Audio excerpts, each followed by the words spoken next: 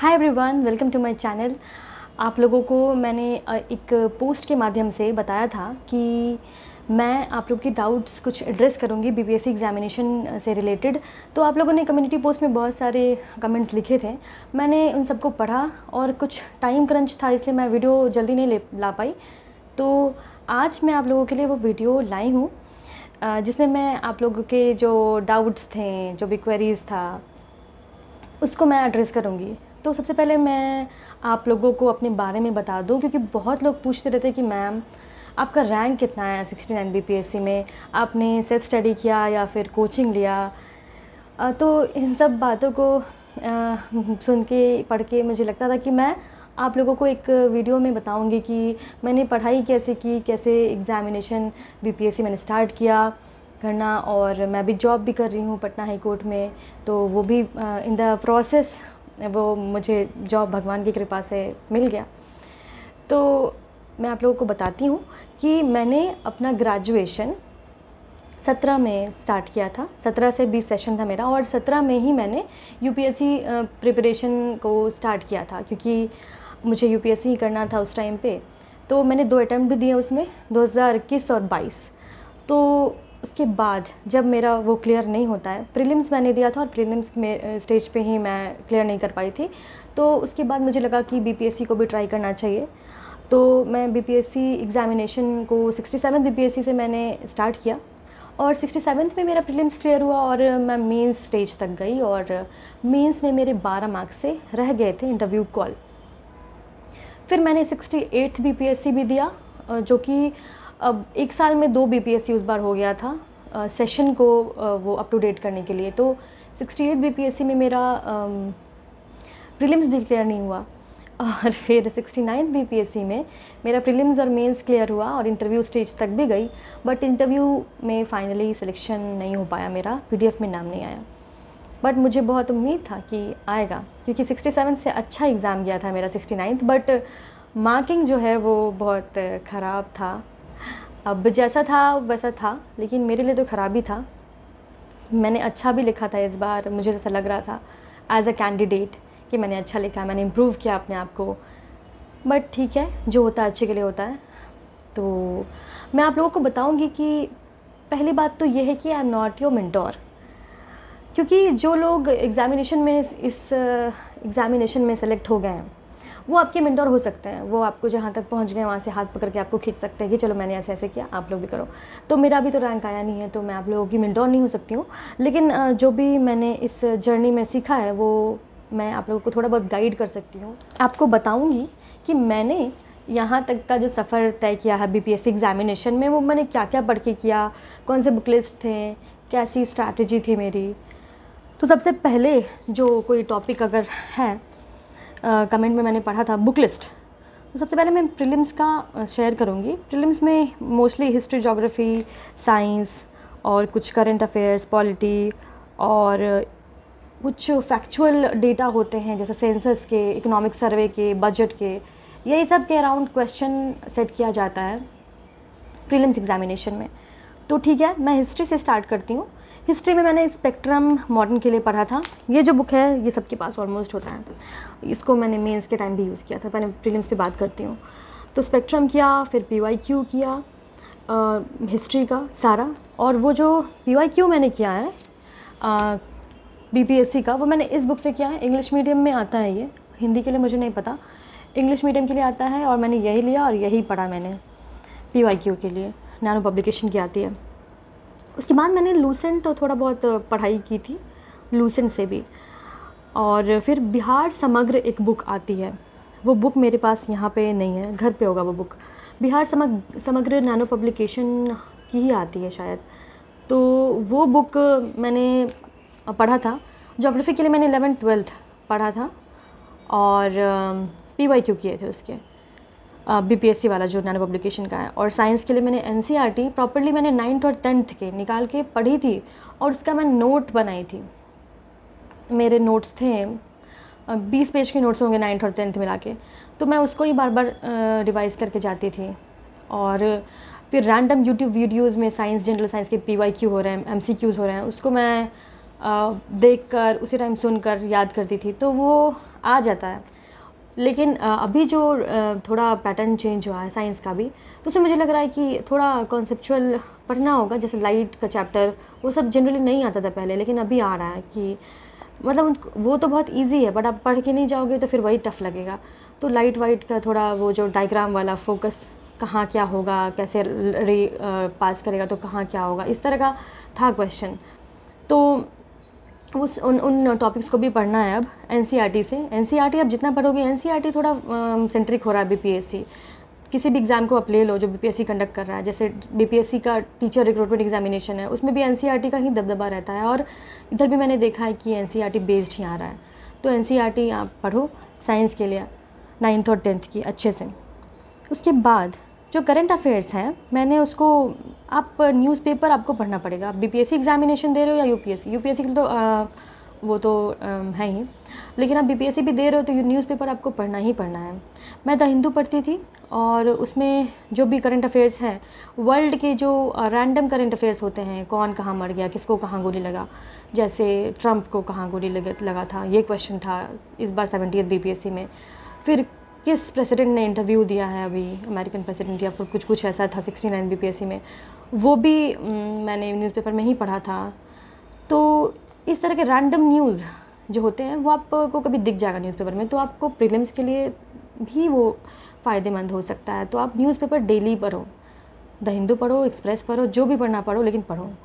उसके बाद current affairs के लिए यूट्यूब पे आती है दृष्टि की, प्रीलिम्स के टाइम पे बिहार सेंट्रिक करंट अफेयर्स आता है।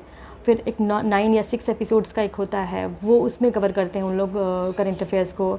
और टू द पॉइंट करके आता है बीपीएस दृष्टि पे, दृष्टि आईएएस के चैनल पे आता है, टू द पॉइंट करके एक सीरीज़ आता है।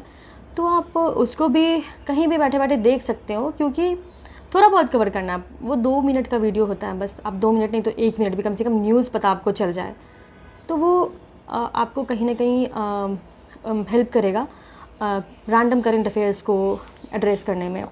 क्योंकि एक क्वेश्चन था एफएसएसएआई वाला, एक याक वाला क्वेश्चन था 69th में बीपीएससी में, तो वो मैंने टू द पॉइंट को ऐसे स्क्रॉल करते करते बस याक का फ़ोटो देखा था। फ़ोटो मतलब वहाँ पे जो थंबनेल लगाते हैं वो लोग, याक का फ़ोटो देखा था और एफएसएसएआई कुछ लिखा होता, मैंने खोला भी नहीं था उस वीडियो को।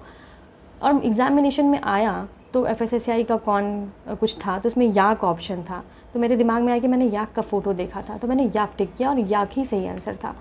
तो आप इससे ये हो सकता है कि क्योंकि टू द पॉइंट में जो कवरेज होता है वो बहुत अच्छे से होता है, वो जनरली यूपीएससी के लिए ही वो सीरीज़ लाते हैं, लेकिन आपको थोड़ा बहुत स्क्रॉल करके देखना चाहिए कि क्या बहुत न्यूज़ चल रहा है अभी वर्ल्ड में और आसपास। तो ये स्टैंडर्ड न्यूज़ होते हैं वो सब, तो आप वो कर सकते हैं। उसके बाद पॉलिटी के लिए वन एंड ओनली लक्ष्मीकांत, उसको आप प्रीलिम्स के लिए भी पढ़ो और मेंस के लिए भी वही काम आएगा बाद में। प्रीलिम्स के लिए पढ़ के और फिर क्वेश्चन बना लो, आप पीवाईक्यू कर लो। अगर आपको बहुत ज़्यादा करना है तो आप यूपीएससी के पीवाईक्यू कर लो, 2 साल के कर लो, 5 साल के कर लोगे तो बहुत अच्छी बात है। हिस्ट्री के लिए तो आप यूपीएससी के पीवाईक्यू कर सकते हो, क्योंकि 69th में आया था, इस बार तो नहीं आया लेकिन 69th में आया था। एंशियंट के जब आए थे क्वेश्चन तब आया था यूपीएससी वाला, बिल्कुल सेम। तो आप अगर सेफ साइड लेके चलना चाहते हो, आप कुछ भी नहीं छोड़ना चाहते हो, तब आप यूपीएससी के पीवाईक्यू करो 2 साल के 3 साल के। नहीं तो फिर नहीं करना चाहते हो तो फिर वही बीपीएससी वाला पीवाईक्यू और स्पेक्ट्रम और यही सबसे काम चल जाएगा। फिर एक करंट अफेयर्स के लिए अभी एडिटेरिया के बहुत सारे क्वेश्चंस जैसे कि मैंने देखा कि उससे आए थे, तो मैं अगर नेक्स्ट अटेम्प्ट अगर देती हूँ तो मैं स्पीडी की जगह, स्पीडी मैगज़ीन भी एक आता है, तो स्पीडी की जगह मैं एडिटेरिया ही पढ़ूँगी, तो मैं एडिटेरिया भी पढ़ सकते हैं आप। और इकोनॉमी के लिए कुछ ज़्यादा इकोनॉमी के क्वेश्चंस आए थे 69th में, स्टैगफ्लेशन वाला आया था, बहुत आया था कॉन्सेप्चुअल क्वेश्चन, तो वो आप अगर करना चाहते हो तो मैं पढ़ी थी यूपीएससी के टाइम पे विवेक सिंह सर की इंडियन इकोनॉमी करके एक बुक है, वो वाली पढ़ी थी, तो उससे आप कॉन्सेप्ट्स पढ़ सकते हो। या फिर आप कैसे रैंडम यूट्यूब वीडियोस आप देख लो, स्टैगफ्लेशन, इन्फ्लेशन, कैसे मनी सप्लाई बढ़ने घटने से कैसे क्या होता है, इकोनॉमी पे क्या इफ़ेक्ट पड़ता है, ये सब आप कॉन्सेप्ट अगर क्लियर कर लोगे तो फिर आप वो सब क्वेश्चन को एड्रेस कर पाओगे। लेकिन इस बार नहीं था वो, क्या पता अगली बार आ जाए, तो वो कर सकते हो। और लास्ट में जो फैक्ट्स होते हैं, जैसे कुछ इंडेक्स बहुत इंपॉर्टेंट होते हैं, वो इंडेक्स रट लो। स्पीडी मैगजीन में, एडिटोरिया में, कहीं भी आपको मिल जाएगा इंडेक्स वाला। फिर सेंसस पढ़ लो आप, फॉरेस्ट रिपोर्ट अगर है रिसेंट वाला वो पढ़ के जाओ, इकोनॉमिक सर्वे के डेटा बिल्कुल पढ़ के जाओ, और बजट बजट से ज़्यादा इंपॉर्टेंट इकोनॉमिक सर्वे है। और 70 बीपीएससी में मेरा नहीं होने का एक रीज़न ये भी है कि मैंने फैक्ट्स कुछ रट के नहीं गई थी। मैं कुछ लास्ट 3 डेज़ में पढ़ी नहीं अच्छे से। फैक्ट्स मैं लास्ट 3 डेज़ के लिए रखती हूँ, बट कुछ इशू हो गया था और मैं 3 डेज़ नहीं पढ़ पाई थी, तो इसलिए मैं बिल्कुल ही गलत टिक करके आई थी। वो एक बार मैंने पढ़ा था, याद नहीं रहा था। तो सेंसस के लिए मैं आपको कहूँगी कि सेंसस आप रट ही लो। सेंसस के लिए मैंने बिहार समग्र बुक से अपना एक 2 पेज का नोट्स बनाया था इस तरह से। ये है बिहार का सेंसस और ये है इंडिया का सेंसस, और मैं बस यही पढ़ के जाती हूँ। और एग्ज़ाम टाइम पे 3 दिन पहले मैं ये पढ़ के जाती हूँ, और फिर ऐसे वो कहीं ना कहीं आ ही जाता है। बिहार की मैप से आप, एक क्वेश्चन रहता है डिस्ट्रिक्ट वाला कुछ, कि इस डिस्ट्रिक्ट के अराउंड कौन सा क्या है, तो एक मैप निकाल लो। इस पे बहुत सारे मैंने कुछ लिखा है, कहाँ से सोमेश्वर रेंज कहाँ है, ये गंगा कितने डिस्ट्रिक्ट को कवर करती है। तो मैप से स्टडी करोगे अगर आप इस वाले टॉपिक्स को, तो बहुत याद रहेगा आपको, सारा मेमोरी रहेगा आप में, पिक्टोग्राफिक मेमोरी रह जाता है दिमाग में। तो मैं ये सब की थी मैप के थ्रू। उसके बाद फिर कौन सी नदी कहाँ जाती है, कहाँ से निकलती है। हाँ, एक और बात है कि बिहार स्पेशल के लिए ज्योग्राफी, जैसे क्लाइमेट बिहार का, सॉइल और मिनरल्स भी बहुत इंपॉर्टेंट टॉपिक है, हमेशा ही पूछ दिया जाता है कि यहाँ कौन सा मिनरल मिलता है, नहीं मिलता है। तो उसके लिए मैंने एडिटोरिया की प्रवीण सर की जो प्लेलिस्ट है बिहार स्पेशल की, वही मैंने मैं देखी थी। भले वो हिंदी में, आप इंग्लिश मीडियम के हो, लेकिन आपको वो समझ में आएगा। बहुत कॉन्सेप्चुअल वो वीडियोज़ हैं, तो वो बहुत हेल्पफुल रहता है मेरे लिए हमेशा। मैं वही देख कर जाती हूँ बिहार के लिए।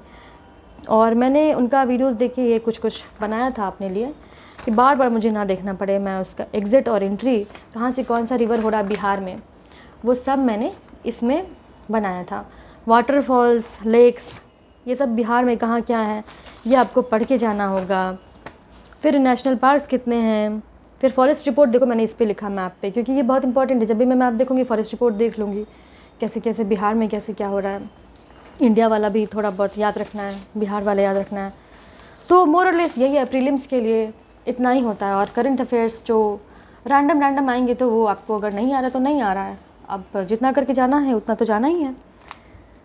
और पॉलिटी में आपको बहुत इंपॉर्टेंट चैप्टर्स लक्ष्मीकांत से कर लेना है पहले। प्रियम्बल, जैसे preamble, parliament, president, governor, DPSP, fundamental rights, ये सब आपको पहले करना है, बाद में तो फिर जो आएगा सो आएगा। और पीवाईक्यू करना है, ठीक है। तो प्रीलिम्स के लिए मोर और लेस ये ही होता है, और अब क्या ही कर सकते हो, इतना करके जाना है, और बाकी सब भगवान के हाथ में है। फिर अब मेंस पे मैं आ जाती हूँ जल्दी से, मैं ज़्यादा टाइम नहीं लेती हूँ आप लोगों का। तो मेंस पे जो GS1 है, GS1 में जो होता है वो सबसे पहले तो आर्ट एंड कल्चर होता है, ठीक है, और हिस्ट्री होता है। तो आर्ट एंड कल्चर में बस 3 ही क्वेश्चन आते हैं, एक पटना कलम है, और एक मौर्यन आर्ट है, और एक पाल आर्ट है। तो आप ये 3 क्वेश्चन तैयार कर लो, ठीक है, लिख लो आप 5। जैसे कि मैंने बताया था कि हर एक क्वेश्चन को अब आप शॉर्ट आंसर के लिए भी तैयार करो और लॉन्ग आंसर के लिए भी। एग्ज़ाम में जाकर आप अगर 5 पेज के क्वेश्चन को अगर 2 पेज में लिखने की कोशिश करोगे वहीं पे, तो आपसे नहीं हो पाएगा। इसलिए अगर कोई भी क्वेश्चन है, उसका 2 पेज का नोट्स और 5 पेज का नोट्स ये बनाओ, ये बहुत काम आता है। तो हर एक 3 क्वेश्चन है उसमें, तो तीनों का 5-5 पेज का नोट्स और 2-2 पेज का नोट्स आप बना लो, ठीक है। और कंक्लूजन और इंट्रोडक्शन थोड़ा इफेक्टिव रहना चाहिए, बाकी सब कंटेंट तो सेम ही होता है हट का, और डायग्राम जहाँ बन पा रहा वहाँ बना दो, ठीक है। ये हो गया आर्ट एंड कल्चर का। उसके बाद एक ट्राइबल मूवमेंट का आता है, बिरसा मुंडा एंड सांथाल, तो इसको तैयार कर लो वैसे ही 5 पेज 2 पेज करके। फिर आता है एक सहजानंद सरस्वती वाला आता है, पीजेंट्स मूवमेंट आता है। फिर आता है आपको एजुकेशन वाला एक आता है, वेस्टर्न एजुकेशन का कैसे डेवलपमेंट हुआ बिहार में, ये क्वेश्चन हमेशा ही आता है, रिपीटेटिव होता है। तो हिस्ट्री के लिए आप पीवाईक्यू ट्रेंड्स देख लो, जो रिपीटेड हैं वो आपको तैयार करके जाना है, क्वेश्चन आ ही जाएगा वो कहीं ना कहीं। उसके बाद ये हो गया। उसके बाद करंट अफेयर्स के लिए जो बर्निंग इशू चल रहा है अभी, रशिया यूक्रेन वार, से पूछा जा चुका है, पता नहीं फिर पूछा जा सके, जैसे इज़राइल और हमास वाला, वो कर लो आप, ठीक है। और मैं कहूँगी कि न्यूज़पेपर पढ़ो, और जो भी अगर चल रहा है बार बार आ रहा है तो वो देखो और वहीं से आप अपना नोट्स बना लो, क्योंकि आप कहीं भी कोचिंग इंस्टीट्यूट के मटेरियल को देखोगे, उससे करोगे। अगर टाइम नहीं है आपके पास तो कर सकते हो, अगर टाइम है आपके पास, अगर आप न्यूज़पेपर पढ़ पा रहे हो तो आप वहीं से करो। जैसे मैं आपको दिखाती हूँ, अभी रिसेंटली मैंने यहाँ मैंने एक आर्टिकल यहाँ पे पढ़ा था, तो इसमें कितना सुंदर दिया है, brief history of Russia Ukraine war. देखो द हिंदू में ये आया था आर्टिकल, आपको अगर दिख पा रहा होगा तो इसमें हर एक चीज़ है स्टार्टिंग से एंड तक, ठीक है। तो इस तरह से आप अगर ये कंटेंट आप लिखोगे एग्जामिनेशन में तो आपका डिफरेंट होगा, मार्क्स आपको ज़्यादा आने का संभावना है, ठीक है। वैसे तो मार्किंग डिपेंड करता है उन लोगों पे, लेकिन आपका कंटेंट थोड़ा डिफ़र करेगा बाकी लोगों से। तो मैं कहाँ थी, करंट पे। तो हाँ, करंट के लिए आप ये न्यूज़पेपर कर सकते हो, और दूसरा ये है कि आप विज़न IAS के मंथली मैगज़ीन में से, या फिर मेंस 365 एक आता है, तो अगर आपको जैसे इंटरनेशनल रिलेशंस पे क्वेश्चन होता है, या फिर इंटरनेशनल ऑर्गेनाइजेशंस पे होता है, क्वाड, I2U2 जो भी चलते रहता है, ठीक है। जो भी न्यूज़ में होता है वो आप पहले कर लो। G20 न्यूज़ में था, वो आया था। अभी न्यूज़ में अगर कुछ ऑर्गेनाइजेशन का मीटिंग हो रहा है कुछ, तो वो आ जाएगा, तो उसको आप रेडी करके जाओ। विज़न IAS के मंथली मैगज़ीन से कर लो, या फिर मेंस 365 से कर लो, ठीक है, वो कर लो आप। उसके बाद फिर साइंस और टेक वाला भी कभी कभी करंट अफेयर्स में आ जाता है, वो सब आप विज़न से ही कर लो, ठीक है। उसके बाद DI आता है, फिर थर्ड सेक्शन जो है DI है, बहुत ही इंपॉर्टेंट है ये DI। आपको स्टार्टिंग में लगेगा कि अरे कितना कैलकुलेशन करना है, और बहुत इजी होता है DI, मतलब कैलकुलेट करना, परसेंटेज निकालना है, वही सब करना जो आप 10th 9th में करते हो, लेकिन उसको सही सही कर लेना। और इतना मतलब बहुत क्यूबरसम लगता है वो, कि इतने बड़े क्वेश्चन को लिखना है ऐसे। हम लोगों को जनरली PYQ लगाते वक्त ऐसे ही बगल में कहीं कुछ कर लिया, ट्रिक लगा दिया, लेकिन आपको प्रॉपर लिखना है वैसे, तो वो थोड़ा क्यूबरसम होता है। लेकिन आप अगर 50 मिनट्स डेली प्रैक्टिस करोगे ना, तो आपका स्पीड बिल्कुल मेंटेन हो जाएगा कि 2 क्वेश्चन आप 50 मिनट्स में कर पाओगे। तो डेली सुबह उठना है और सबसे पहले DI करना है। मेरे लिए बहुत इफेक्टिव रहा था ये, अगर आप लोगों के लिए रहे तो अच्छा बात है। तो फिर और DI कहाँ से प्रैक्टिस करना है, तो PYQ, और दूसरा है RS अग्रवाल का एक डेटा इंटरप्रिटेशन का PDF, कोई भी टॉपर्स के आपको टेलीग्राम चैनल ये सब पे मिल जाएगा। तो एक सुधीर कुमार सर थे, जिनका रैंक 1 आया था, उन्होंने शेयर किया था अपने टेलीग्राम चैनल पे, तो वहीं से मैंने डाउनलोड करके प्रिंट आउट कर लिया था, और उससे ही मैंने 2-2 क्वेश्चन डेली सुबह उठ के प्रैक्टिस किया। और एक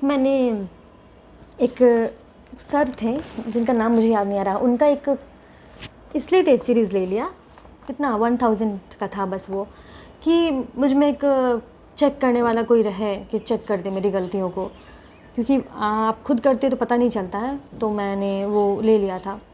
अच्छा था वो भी कर सकते हो आप, अगर आपको चाहिए होगा तो बोलना, मैं बता दूँगी डिटेल्स कमेंट्स में। तो ये हो गया GS1। और GS2 में मैंने जो किया था, GS2 में मैंने पॉलिटी किया था, लक्ष्मीकांत से किया था, बिल्कुल वही किया था। और मैंने वहाँ से अच्छे कोट्स, जैसे प्रियम्बल है, तो प्रियम्बल के लिए जो कोई अगर पॉलिटिकल फ़िलासफ़र हैं, क्या कहा उन्होंने प्रियम्बल के लिए, जैसे कि आइडेंटिटी कार्ड किसी ने कहा है, किसी ने कुछ कहा है प्रियम्बल के लिए, तो वो मैं आपको दिखाऊंगी कॉपी, ठीक है। तो वो आप डायरेक्टली वहाँ पे कोट कर सकते हो। और पॉलिटी में पॉलिटिकल फ़िलासफ़र्स के जो कोट हैं, जो उन्होंने कहा है, वो लिखना बहुत ज़रूरी है। और सुप्रीम कोर्ट के जजमेंट्स हैं, Minerva Mills case, Kesavananda Bharati case, ये सब को कोट कर देना है कहीं भी अगर कुछ ऐसा आ रहा है तो, ठीक है। तो आपको जैसे टॉपिक PYQ से वो टॉपिक उठाना है, उसे देखना है कि इससे रिलेटेड सुप्रीम कोर्ट के कोई केसेस हैं क्या, अगर हैं तो आपको वो कोट करना ही करना है। इंट्रोडक्शन में नहीं, इंट्रोडक्शन में तो आप लिखोगे, कंक्लूजन में कोट कर देना है, या फिर कहीं बीच में कोट कर देना है, उसको हाईलाइट कर देना है, ठीक है। तो वो आपको मार्क्स गेन करने में मदद करेगा। फिर ज्योग्राफी के लिए मैंने 2 NCERT बस पढ़े थे, मानसून वाला क्वेश्चन आया था, तो वो आउट ऑफ द बॉक्स ही था BPSC के लिए, क्योंकि ऐसा नहीं आ रहा था। लेकिन आप अगर ये वाला UPSC के लिए मैंने पढ़ा था, तो ये अगर दोनों पढ़ के गए थे तो आपका मार्क्स आ ही जाता। मैप वैप बना देना है, कैसे कैसे मानसून का क्या है, एल नीनो ला लीना, ये सब बना देना है मैप वैप, तो नंबर आ जाएगा। उसके बाद फिर साइंस एंड टेक में जो है वो basically nano technology, biotechnology, PYQ based आप तैयार कर लो, जो अगर न्यूज़ में आ रहा 5G, ये सब तैयार कर लो। उसके बाद फ्लड वाला एक आता है, वो अभी इस बार तो नहीं आया है, वो तैयार कर लो। PYQ बेस्ड आप कर लो, और जो रिसेंट चल रहा है वो कर लो, ठीक है। और कुछ अगर करना है AI कर लो, ठीक है। आर्टिफिशियल इंटेलिजेंस का गवर्नेंस में कैसे यूज़ हो रहा है, कैसे हम एजुकेशन में AI को यूज़ कर सकते हैं अच्छे से, कैसे ऑगमेंटेड रियलिटी और वर्चुअल रियलिटी जो है वो इमर्सिव बना रहा है, एजुकेशन को इंगेजिंग बना रहा है। तो ये सब आप तैयार कर लो। कहीं कुछ इस तरह का आ रहा है क्वेश्चन तो आप वहाँ पे लिख सकते हो। ये सब आपके कंटेंट बहुत अच्छे होंगे वहाँ पे, आप इसको अगर लिखोगे तो ये सब पहले से तैयार रहेगा तब। उसके बाद GS2 मोरलेस यही था। GS2 में कुछ छूटा तो नहीं, पॉलिटी हो गया, साइंस एंड टेक हो गया, इकोनॉमी में क्वेश्चन जो आता है तो इकोनॉमी के क्वेश्चंस जो इकोनॉमिक सर्वे, बिल्कुल इकोनॉमिक सर्वे को आपको जो समरी होता है, एग्जीक्यूटिव समरी एक बार आया था, वो पढ़ लो आप। मैं थी तो मुझे पता नहीं, मुझे पूरे 400 पेज का जो होता है ना इकोनॉमिक सर्वे, उसको एक बार स्क्रॉल करके 2-3 घंटे में, और मैं एक बार देखती थी कि क्या क्या डेटा है, क्या क्या है। क्योंकि आप अगर इकोनॉमिक सर्वे पढ़ोगे ना, वैसे मतलब स्क्रॉल करके 400 पेज पढ़ना 2 घंटे 3 घंटे में बहुत मुश्किल है। तो समझ रहे हो कि कैसे मैं पढ़ती होंगी, सेलेक्टिव रीडिंग, पूरा डेटा वेटा बहुत सारा रहता है, वो सब नहीं देखना। कुछ स्कीम्स दिख गया, कुछ अगर ऐप लॉन्च किया बिहार सरकार ने तो वो सब नोट कर लो। तो मैंने जो किया था तो मैंने वैसे ही किया था, और मेरे पास बिहार से रिलेटेड बहुत सारे डाटा, बहुत सारा चीज़ मेरे पास बना हुआ था नोट्स में, तो मैं इकोनॉमी में कुछ भी लिख सकती थी। इस बार नहीं आया इकोनॉमी में, इकोनॉमिक सर्वे से नहीं आया, 69 BPSC में नहीं आया था, बट 67th में तो था। तो जैसे देखो, कुछ भी मैंने टॉपिक वाइज जो रहता है इकोनॉमिक सर्वे, उससे मैंने ऐसे नोट्स बनाए, क्या क्या चल रहा है अभी। जल जीवन हरियाली मिशन में कितने, आपको यहाँ पे डेटा भी मिल जाएगा, कितने करोड़ सैपलिंग्स हुए हैं, ban on disposal of plastic, nature safari at Rajgir, फिर इंद्रब्रज ऐप था फ्लड डिज़ास्टर के लिए, ठीक है, ये सब था।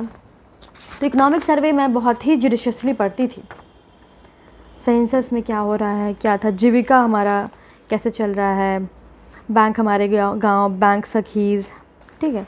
मैं आपको बता रही हूँ कि बहुत सारा चीज़ आपको मिल जाएगा इकोनॉमिक सर्वे में। तो अगर आप के पास टाइम तो अब नहीं है, अगर आप करना चाहते हो तो एग्जीक्यूटिव समरी से कर लो, या फिर कोई इंस्टीट्यूट का अगर एडिटोरिया ये सब का अगर समरी है तो वो कर लो। मैं नहीं करती थी वो, मैं आपको नहीं बता सकती कि उसका कैसा कॉस्ट बेनिफिट रेशियो होगा। लेकिन इसका तो मेरा जो 400 पेज वाला था, जिसको मैं 2-3 घंटे 4 घंटे में भी अगर पढ़ ली और उसका मैंने ऐसे नोट्स बना लिया, तो वो बहुत इफेक्टिव था मेरे लिए। क्योंकि मेरे पास एकदम भर भर के कंटेंट है, जैसे लगता है कि मैं इकोनॉमी पे, मैं फास्ट बोल रही हूँ सॉरी, इकोनॉमी पे जैसे लगता था कि मैंने पूरा पढ़ लिया है, अच्छे से पढ़ लिया है, और मैं कुछ भी लिख सकती हूँ उस पर। तो वो कॉन्फिडेंस आ जाता है वो पढ़ने से ऐसे, ठीक है। तो ये हो गया, GS2 कंप्लीट हो गया। अब ऐसे पे आते हैं। ऐसे पे तो लोगों का बहुत ज़्यादा ये रहता है, क्वेश्चन रहता है कि मैम सेक्शन 3 को कैसे हैंडल करें। सेक्शन 3 को हैंडल करना कोई मुश्किल नहीं है। आप देखोगे तो मेरा ऐसे में सेक्शन 1, 2, 3 को अगर देखा जाए तो सेक्शन मैंने जो पहला ऐसे लिखा, सेक्शन 2 वाला लिखा था, उसमें सबसे अच्छा मार्क्स आया, फिर सेक्शन 3 वाले में आया, और फिर सेक्शन 1 वाले में आया। तो सेक्शन 3 को आपको जो लोकोक्ति और मुहावरे दिए गए हैं उनको बस समझना है कि वो क्या कहना चाह रहा है। अगर वो नहीं समझ में आया तो बहुत दिक्कत की बात है। तो समझने के लिए अगर आप बिल्कुल ही अंग्रेज़ हो मतलब कि आप अगर आप बिहार में रहे हो और अगर फैमिली के साथ रहे हो, तो आपको तो वो सब कहावत, लोकोक्ति, वो सब सुनने में आ जाता है, आप समझ पाओगे। लेकिन कभी कभी ऐसा भी होता है कि आप सुनते हो बट उसका एग्जैक्ट मीनिंग आपको पता नहीं होता है। तो उसके लिए PDF बहुत सारे ग्रुप्स में ऐसे घूमते रहते हैं, बहुत सारा लोकोक्ति मुहावरा, उसका मीनिंग, तो वो आप एक बार देख लो, कहीं आपको कोई मुहावरा मीनिंग नया नया मिल जाए तो सही रहेगा। क्योंकि अगर आप मीनिंग पकड़ लोगे तो फिर वैसे ही लिखना है इस ऐसे को जैसे कि और सब ऐसे लिख रहे हो, बस थोड़ा बहुत चेंजिंग कि वो वाला जो टॉपिक है जो दिया गया है लोकोक्ति, उसको बार बार अपने ऐसे में कहीं ना कहीं लिखते जाओ कि इससे हाँ मतलब ऐसे पता चल रहा है इस बात से। जैसे कि आप मेरा सेक्शन 3 वाला ऐसे का वीडियो देख सकते हो, इस चैनल पे प्लेलिस्ट में होगा, तो आपको पता चलेगा कि कैसे मैंने बार बार उस टॉपिक को लिखा है अपने ऐसे में, शुरू से लेकर अंत तक।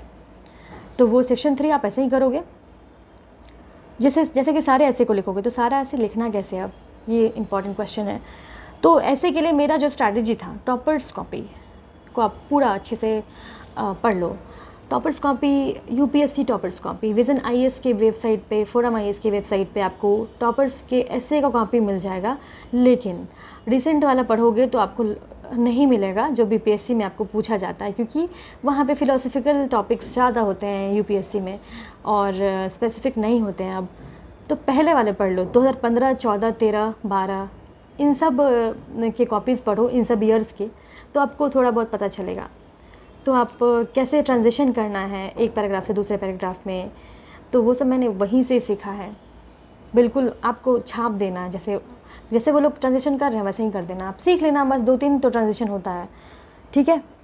और टेस्ट सीरीज़ ज़रूर लगाओ किसी भी पेपर के लिए। ऐसे के लिए मैंने आयुष कृष्णा सर का एक टेस्ट सीरीज़ आया था, इस बार भी शायद चल रहा है, तो वो मैंने किया था। मैंने 9 टेस्ट लिखे थे उसमें, तो 10 टेस्ट आप लगा लो, मोर देन इनफ है। और जो आयुष कृष्णा सर वाला था उसमें विमेन वाला जो था टॉपिक मैंने जो लिखा है वो मैंने पहले लिख चुकी थी वैसा ही ऐसे, तो मेरा बहुत हेल्पफुल वो लगा मुझे, और उसमें ही मेरे हाईएस्ट मार्क्स है, 60 मार्क्स है उसमें, ठीक है। कोट्स और एनेक्डोट्स को आप पहले से तैयार करके रखो। जैसे क्लाइमेट चेंज पे आ गया तो मैं क्या एनेक्डोट लिखूँगी, कि अगर जनजीवन हरियाली पे आ गया तो मैं क्या एनेक्डोट लिखूँगी, क्या कोट लिख सकती हूँ, ठीक है। इस तरह से आप एनेक्डोट तैयार रखो पहले से ही, ठीक है। तो आप 10 टेस्ट लिखोगे ना, तो आप जिस तरह भी कंफर्टेबल हैं आप ऐसे लिखने में, उस तरह का आपको आ जाएगा लिखना, तो वो हेल्पफुल रहेगा, ठीक है। और बाकी कुछ बचा नहीं है, अब सब कुछ मैंने मोर और लेस बता ही दिया कि मैंने क्या क्या किया, कैसे कैसे किया। क्वालिटी के बहुत इम्पॉर्टेंट मतलब ये है कि आपको केस जो है ना, सुप्रीम कोर्ट के केसेस, उसको एक जगह लिख लेना है। मेरी ये पॉलिटी के नोट्स हैं, जैसे फंडामेंटल राइट्स अगर हैं तो मैं, और ये डायग्राम बना के लिखना आप सीख लो, क्योंकि बहुत इफेक्टिव होता है और कम टाइम में आप बहुत ज़्यादा लिख पाओगे, और एग्जामिनर को भी चेक करने में आसानी होता है। और मेरे 67 बीपीएससी में मेरे 3 पेज पे मुझे 23 मार्क्स मिले थे पॉलिटी में, क्योंकि मैंने सारा टू द पॉइंट लिखा था और डायग्राम बना के लिखा था। तो वो सब मदद करता है आपको। और आप एक बार जैसे मैं आपको एग्जांपल दे रही हूँ, अगर आर्टिकल 21 पे कोई क्वेश्चन आ रहा है तो आपको जो है वो के.एस. पुट्टास्वामी वाला देना चाहिए, जजमेंट वाला, जजमेंट को कोट करना चाहिए, ठीक है। अगर कुछ अगर आ रहा है, मतलब जजमेंट का मैं बता रही हूँ कि आपको सुप्रीम कोर्ट के जजमेंट को एक जगह करना होगा, ठीक है। गवर्नर की पावर से रिलेटेड है तो नवाब राबिया केस है, और बहुत सारा केसेस हैं। तो वही बोल रही हूँ कि आप कहीं से भी आप गूगल सर्च कर लो, जो भी टॉपिक पे आपको लग रहा है कि इसमें कुछ कोट करना चाहिए सुप्रीम कोर्ट के जजमेंट पॉलिटी में, गूगल सर्च कर लो, आप मिल जाएगा आपको, ठीक है। पुंची कमीशन, कमीशंस के मतलब मेनली मैं बोल रही हूँ, गवर्नर से रिलेटेड कुछ आए तो कमीशन वाला जो रिकमेंडेशंस था वो सब आपको देना होगा, ठीक है। उसके बाद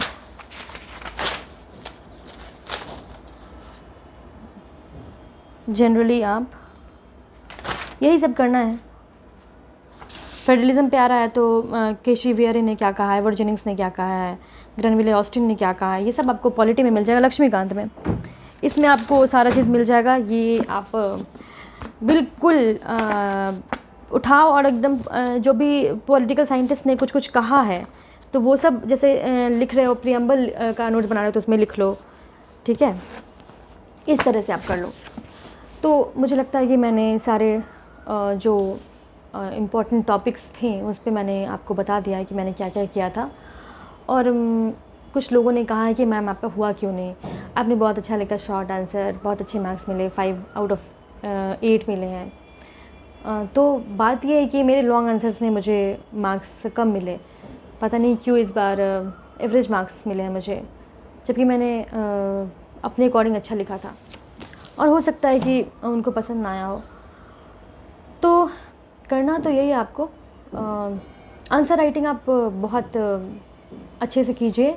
3 घंटे में आपकी पेपर को कंप्लीट करना है। अगर आप टेस्ट सीरीज़ ले रहे हो ना तो पेपर को 3 घंटे में कंप्लीट करने की प्रैक्टिस करो, क्योंकि वो क्वेश्चन तो डायरेक्टली एग्जाम में आने वाला है नहीं, टेस्ट सीरीज़ वाला। तो उससे आपको क्या करना है, टेस्ट सीरीज़ से आपको टाइम मैनेजमेंट सीखना है कि 3 घंटे में जो भी क्वेश्चन दिए उन्होंने वो कर लेना है। तो मैंने एडिटेरिया का टेस्ट सीरीज़ लिया था, 3 घंटे में मैं घर पर बैठ के करती थी।